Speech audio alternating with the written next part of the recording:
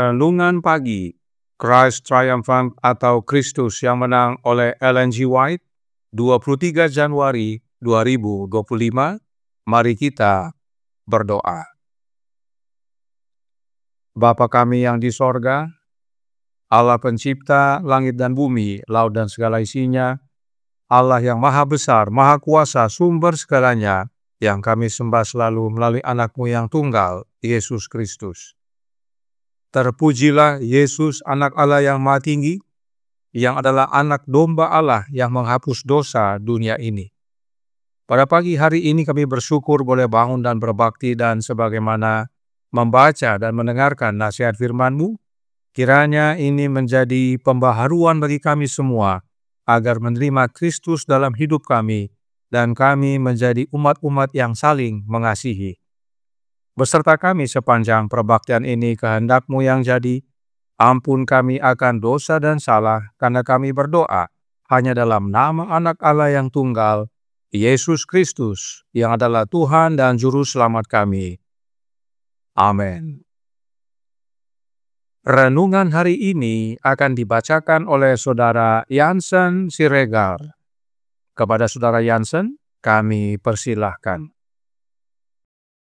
Selamat pagi. Renungan pagi tanggal 23 Januari 2025 berjudul Permusuhan antara Kristus dan Setan. Ayat inti terdapat di dalam Kejadian 3 ayat 15. Aku akan mengadakan permusuhan antara keturunanmu dan keturunannya. Keturunannya akan meremukkan kepalamu dan engkau akan meremukkan tumitnya. Tuhan berkata mengenai setan, si ular tua, bahwa ia akan meremukkan tumit Kristus. Tetapi Kristus akan meremukkan kepalanya. Syukur kepada Allah, ia tidak dapat menyentuh kepala. Dengan akal budiku aku melayani hukum Allah, kata sang rasul.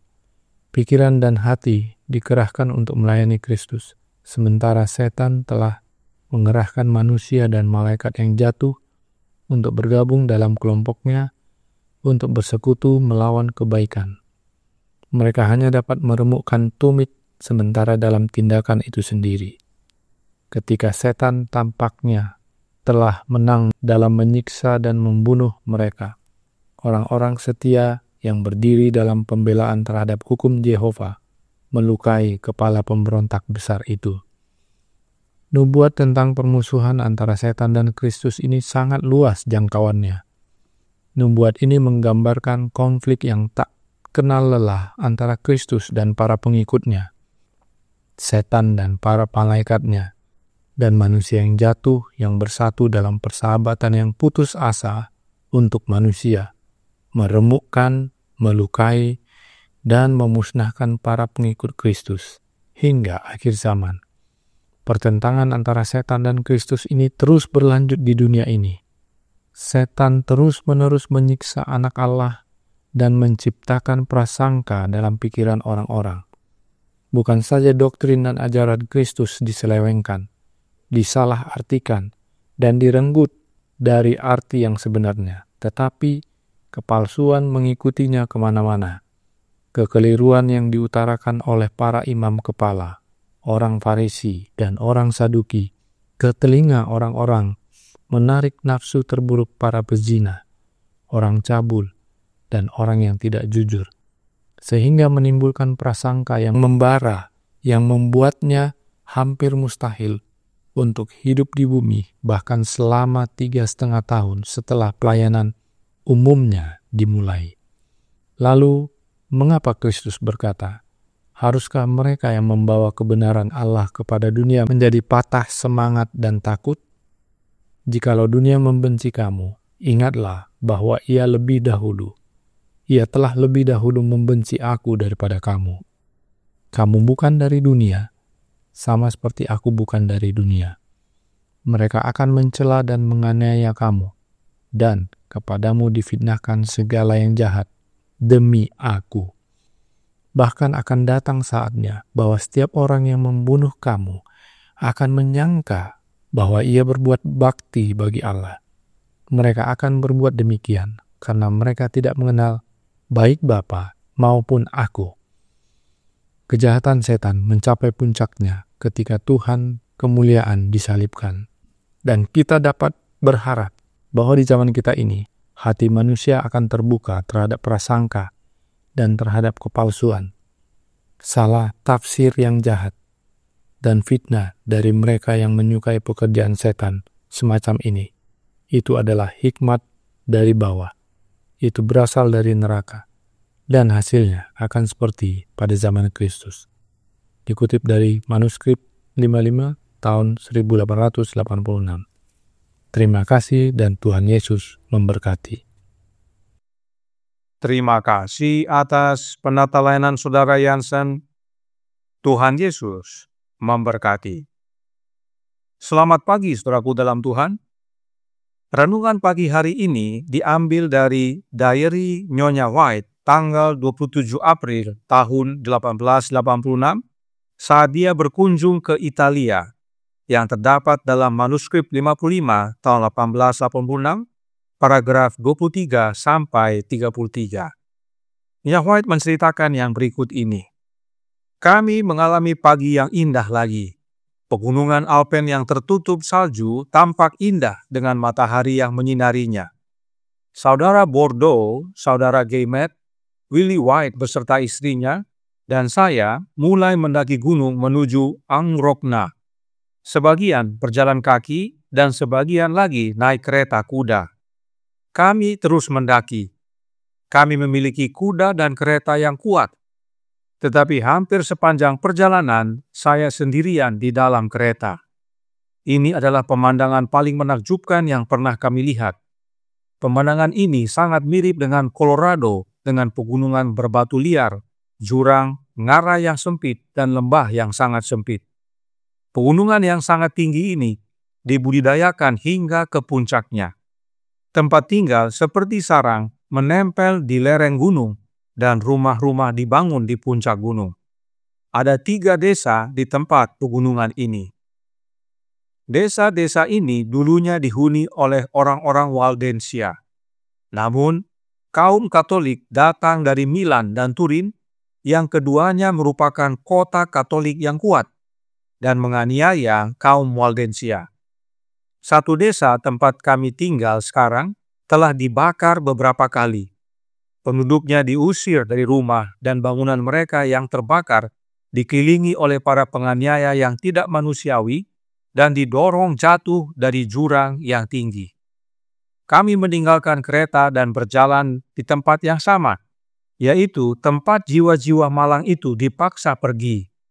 Itu adalah sebidang tanah yang indah, datar dan berumput, dan ratusan, ya ribuan orang bisa berkumpul di sini. Saya berpikir betapa indahnya tempat ini untuk pertemuan di alam.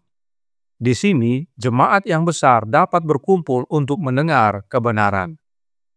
Seorang Vaudois tua yang disegani, berusia 68 tahun, sedang bekerja di ladang.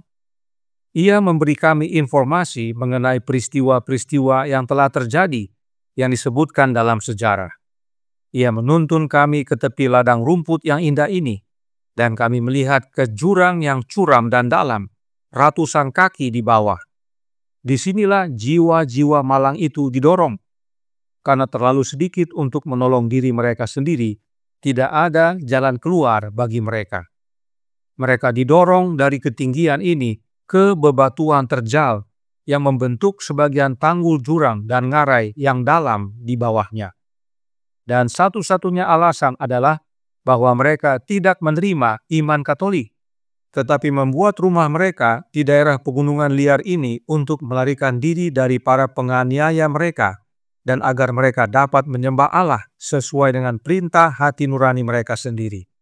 Ribuan orang menemukan kuburan mereka di ngarai di bawah jurang ini.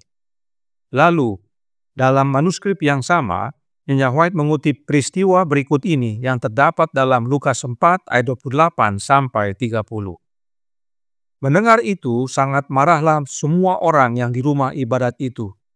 Mereka bangun, lalu menghalau Yesus keluar kota dan membawa dia ke tebing gunung, tempat kota itu terletak, untuk melemparkan dia dari tebing itu. Tetapi ia berjalan lewat dari tengah-tengah mereka, lalu pergi. Dan tentang hal ini, Nyonya White menuliskan dalam manuskrip 55 tahun 1886 paragraf 27. Permusuhan yang sama yang ada di hati para calon pembunuh Kristus ini juga ada di hati para pembunuh Vaudois, para fanatik agama Katolik yang menjadikan mereka setan dalam karakter mereka. Mereka adalah para penganut agama yang memajang salib Kristus dan gambar Kristus, para rasul dan perawan Maria sebagai objek pemujaan.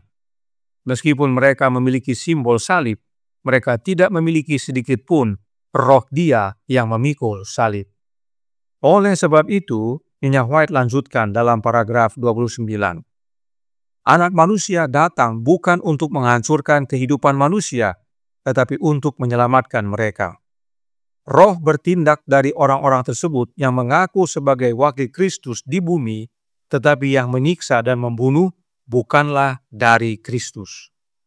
Nah, tentang orang-orang yang mati saat ini, renungan hari ini berkata dalam Christ Triumphant, halaman 29 paragraf 2. Mereka hanya dapat menemukan tumit, sementara dalam tindakan itu sendiri, ketika setan tampaknya telah menang dalam menyiksa dan membunuh mereka, orang-orang setia yang berdiri dalam pembelaan terhadap hukum Yehova melukai kepala pemberontak besar itu. Jadi, saat para pengikut setan menindas umat-umat Allah dan bahkan membunuh mereka, hal itu hanyalah pagutan ular pada tumit. Tetapi kematian umat-umat Allah yang setia meremukkan kepala si ular. Kemenangan Yesus menjadi kemenangan mereka, sebab Kristus tinggal di dalam mereka. Saudaraku dalam Tuhan, mengapa mereka yang mengaku hamba-hamba Allah menganiaya dan membunuh umat-umat Allah? Renungan hari ini menjawab dalam Christ Triumphant, halaman 29 paragraf 4. Kamu bukan dari dunia, sama seperti aku bukan dari dunia. Mereka akan mencela dan menganiaya kamu, dan kepadamu difitnahkan segala yang jahat demi aku. Bahkan akan datang saatnya bahwa setiap orang yang membunuh kamu akan menyangka bahwa ia berbuat bakti bagi Allah. Mereka akan berbuat demikian karena mereka tidak mengenal baik Bapa maupun aku. Inilah penyebabnya mereka yang mengaku pelayan ataupun hamba-hamba Allah namun menyiksa dan menganiaya bahkan membunuh umat-umat Allah, yaitu karena mereka tidak mengenal baik Bapa dan anaknya. Mereka yang tidak mengenal dengan benar siapa Allah Bapa dan siapa anak Allah akan terjerumus dalam perilaku yang sama yang terjadi pada zaman kegelapan. Sebab permusuhan setan kepada Bapa dan anaknya masih berlanjut sampai sekarang, khususnya dalam upaya setan membinasakan umat-umat Allah, baik secara rohani dan jasmani. Karenanya, melalui renungan hari ini kita dinasihatkan agar tidak jatuh ke dalam jerat setan. Oleh sebab itu, Roh Nubuat berkata dalam manuskrip 55 tahun 1886 paragraf 28.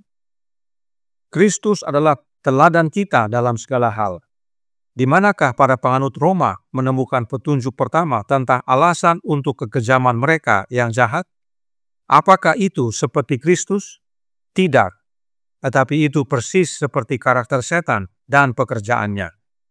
Ketika Yohanes merasa terluka dalam roh karena dia melihat bahwa guru yang dikasihinya dihina dan diperlakukan dengan hina oleh orang Samaria, roh balas dendam yang marah menggerakkan jiwanya dan dia bertanya dengan sungguh-sungguh. Ketika dua muridnya, yaitu Yakobus dan Yohanes, melihat hal itu, mereka berkata, "Tuhan, apakah Engkau mau supaya kami menyuruh api turun dari langit untuk membinasakan mereka?" Lukas 9 ayat 54. Kristus tidak membenarkan roh ini, meski sesaat. Dia menjawab, "Kamu tidak tahu roh macam apa yang ada padamu." Ayat 55. Karenanya, saudaraku dalam Tuhan, janganlah roh setan, roh yang balas dendam, menguasai umat-umat Allah. Tetapi biarlah roh Kristus menguasai umat-umat Allah di dalam hati masing-masing, agar kita hidup dalam kasih, saling mengasihi, dan bahkan mengasihi musuh-musuh kita. Tuhan memberkati, saya bawa dalam nama Yesus. Amin.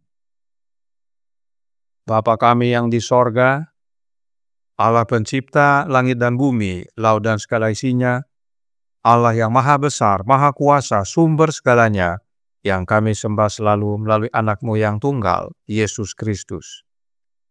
Terima kasih atas nasihat penting bagi kami. Setan dalam permusuhannya kepada Bapa dan Anak terus membawa akan roh balas dendam itu sampai ke dunia ini. Dan dia menggunakan manusia-manusia sebagai saluran pembalasannya, saluran rasa permusuhannya kepada Bapa dan Anak. Dan kami bila mana tidak waspada, roh tersebut dapat menguasai kami dan akhirnya kami sebagai umat-umat Allah mati rohani dan bahkan saling membenci. Karenanya tolong kami ya Bapa, karuniakanlah roh Anak-Mu dalam hidup ini, sebab hanya dengan memiliki roh Kristus maka kami bertumbuh dalam kasih. Kami saling mengasihi dan bahkan mengasihi musuh-musuh kami dan menjadi terang dan garam bagi dunia, sehingga banyak jiwa yang boleh menerima kebenaran dan bertobat kembali kepadamu, ya Bapa. Beserta kami sepanjang hari ini kehendak-Mu yang jadi, ampun kami akan dosa dan salah, karena kami berdoa hanya dalam nama Anak Allah yang tunggal, Yesus Kristus, yang adalah Tuhan dan Juru Selamat kami. Amin.